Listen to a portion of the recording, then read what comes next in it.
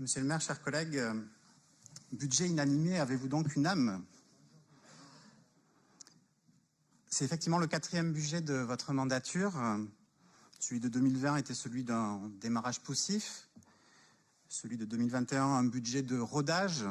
Celui de 2022, vous avez essayé de vous hâter lentement. Et en 2023, on n'attendait pas grand-chose et on n'a pas été déçus.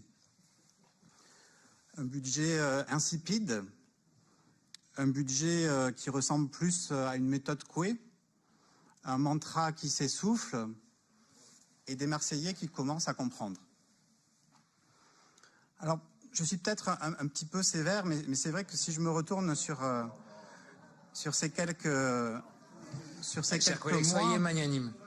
Soyez magnanimes, allez-y. Au regard des critiques incessantes, on les a encore entendues ce matin sur soi-disant 25 ans d'immobilisme. Je m'attendais, monsieur le maire, à ce que vos 25 mois soient beaucoup plus actifs qu'ils ne l'ont été. Allez. Mais là aussi, je suis peut-être sévère. C'est vrai que nous avons quand même eu pas mal de choses.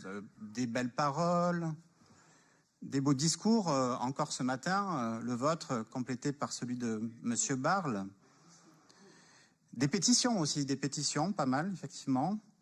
Des changements de nom, des changements de nom de salle de réunion, des changements de nom d'école, des changements de nom de piscine.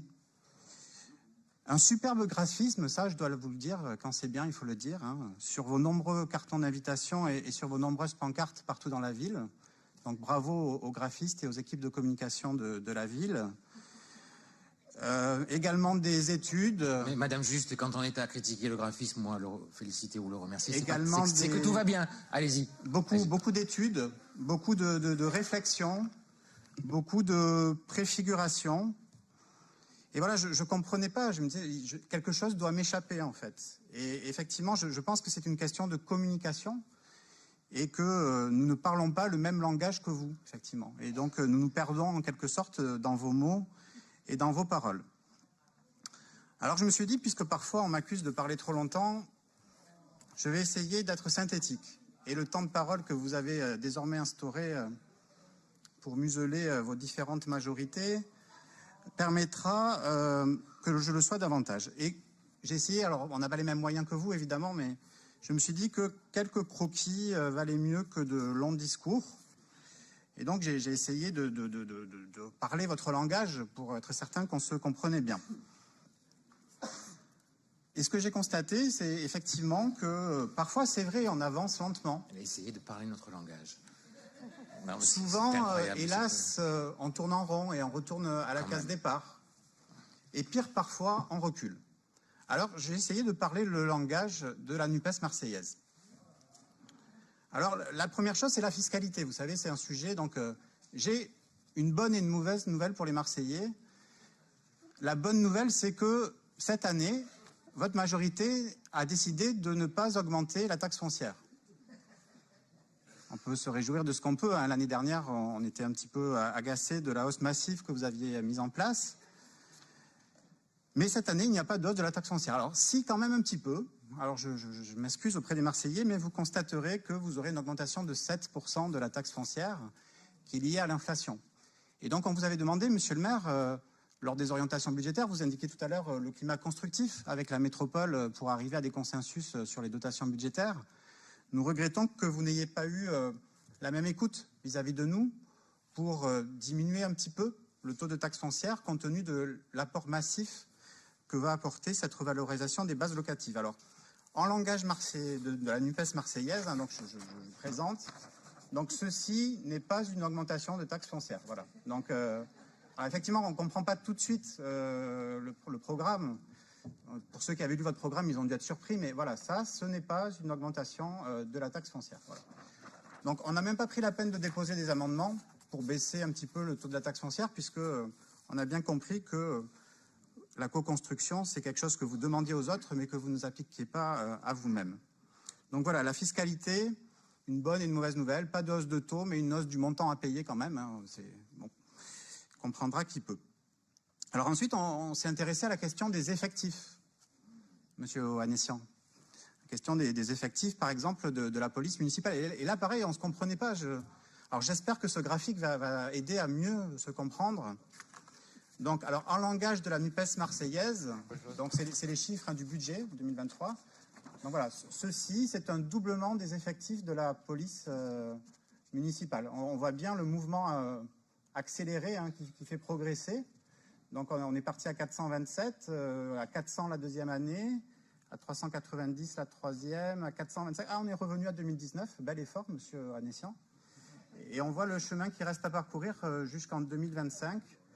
On voit tout à fait qu'on est sur le rythme, on est dans le rythme, il faut garder le rythme, on est bien là, on est bien.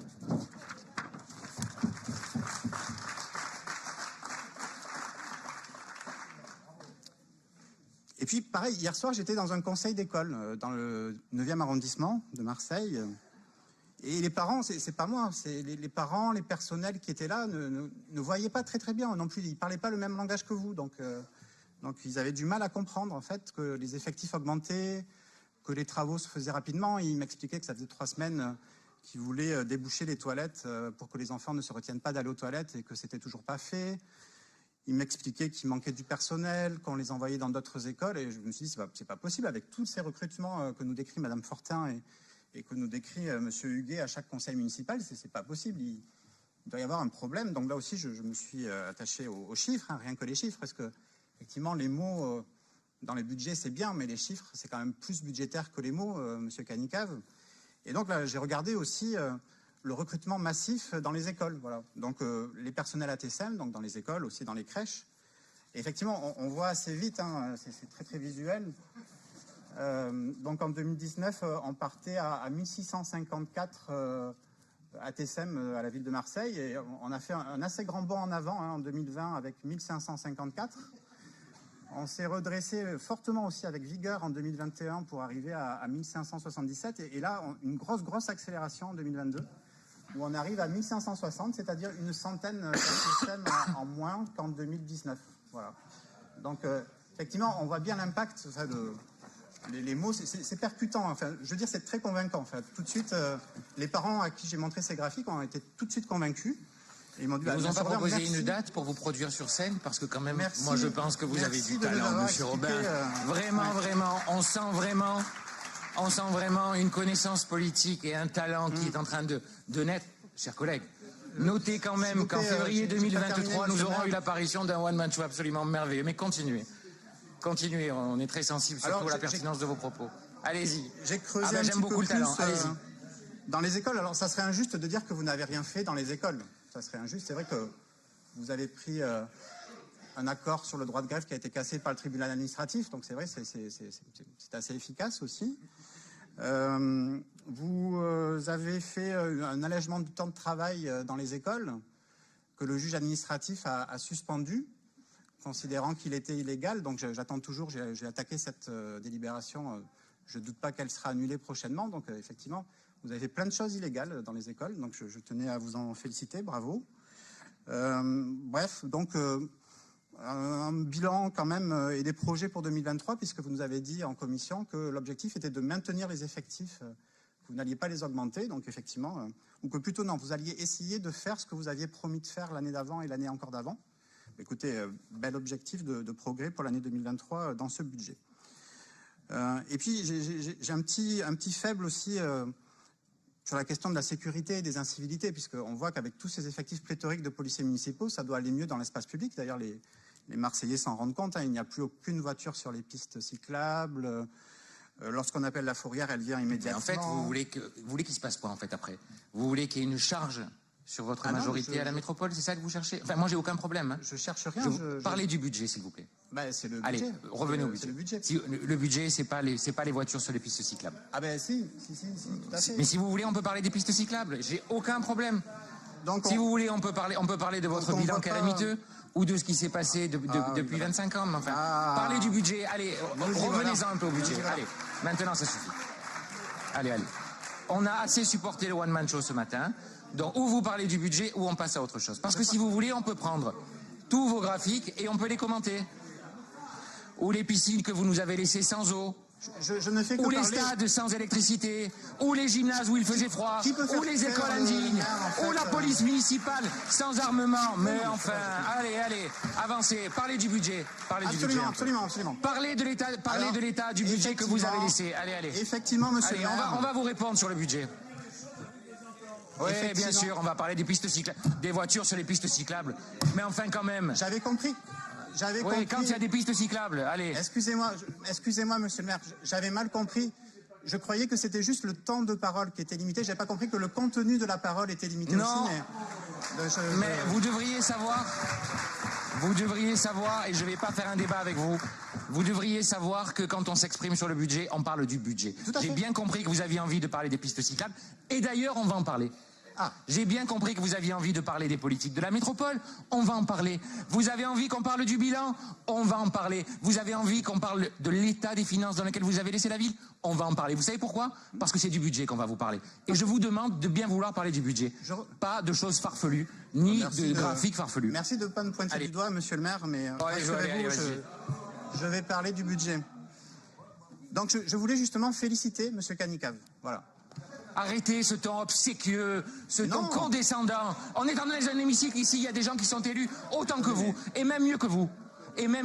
Alors s'il vous plaît, vos félicitations et vos bons points, s'il vous plaît. Je voulais féliciter monsieur Canicave. Ça suffit. Je voulais féliciter monsieur Canicave, puisque s'il y a une réussite budgétaire, c'est celle d'arriver à réduire l'endettement de la ville. Et donc je vous en félicite, effectivement. Lorsqu'on prend les chiffres de 2019 et ceux à fin 2022 qui sont le point de départ pour 2023, qui figurent dans ce document, vous avez réduit en 3 ans la dette de 200 millions d'euros. C'est très bien, enfin, donc moi je trouve ça très honorable. Alors parfois je sais que M. Canicave est critiqué par ses collègues comme étant un peu trop, qui serre un peu trop les cordons de la bourse. Certains voudraient recruter plus, faire davantage de choses, mais je voulais le féliciter parce que ça ne doit pas être facile tous les jours. Et donc d'arriver dans ce contexte inflationniste, difficile, avec toutes les promesses que vous avez faites, à réduire la dette de 200 millions d'euros en 3 ans, je veux dire que c'est assez digne de ses prédécesseurs et je tenais à l'en féliciter. Sur le budget toujours, nous avons en fait dans ce budget de 2023, et j'ai un petit coup de cœur aussi pour ce sujet, puisque c'est le budget participatif. Donc cette année, vous nous indiquez que le budget 2023 contient 1,5 million d'euros pour mettre en œuvre des budgets participatifs dans 3 secteurs de la ville. Et donc ça me réjouit parce que vous l'aviez déjà mis dans le budget 2021 et vous ne l'avez pas fait. Vous vous rappelez, à l'époque, on avait déposé un amendement pour mettre en place des caméras de vidéosurveillance. Vous étiez moqué de nous en disant que, bien entendu, ces budgets participatifs allaient être mis en œuvre et que les caméras, c'était pas utile. Vous l'avez remis dans le budget 2022. M. Charles-Névoré l'a à nouveau présenté en se réjouissant qu'en 2022, ça y est, c'était la bonne année, on allait le faire. Vous le mettez dans le budget 2023. Très bien, on s'en réjouit. C'est dommage que les 3 millions d'euros de 2021 et 2022 n'aient pas été utilisés pour des choses qui auraient réellement influencé l'espace public et la vie des Marseillais, donc par exemple avec des caméras de vidéosurveillance. Voilà, donc au final, je le disais, on a un budget un petit peu creux. Voilà, enfin, vous êtes content de vous, enfin, vous félicitez d'être dans la fidélité de votre rythme soutenu de réforme de cette ville. On n'en fait pas la même lecture, donc pardon, je m'excuse. Si ça a pu vous choquer, je pense que les chiffres sont assez parlants et l'écart entre les chiffres et les mots est suffisamment parlant pour qu'on soit dans le budget. C'est ça, un budget, c'est vérifier que derrière les mots, il y a des chiffres. J'ai essayé modestement, peut-être maladroitement, excusez-moi, je suis bien moins expérimenté que vous, monsieur le maire. J'ai essayé de montrer que derrière les mots, il n'y avait pas de chiffres. Voilà, tout simplement. Donc nous le regrettons, pour autant, il n'y a pas mort d'homme. Enfin voilà, ce ne sont que des mots. Voilà. Donc on ne va pas voter contre un budget dans lequel il n'y a rien. Ça serait un petit peu ridicule. Et donc nous nous abstiendrons sur ce budget 2023. Jusqu'au bout.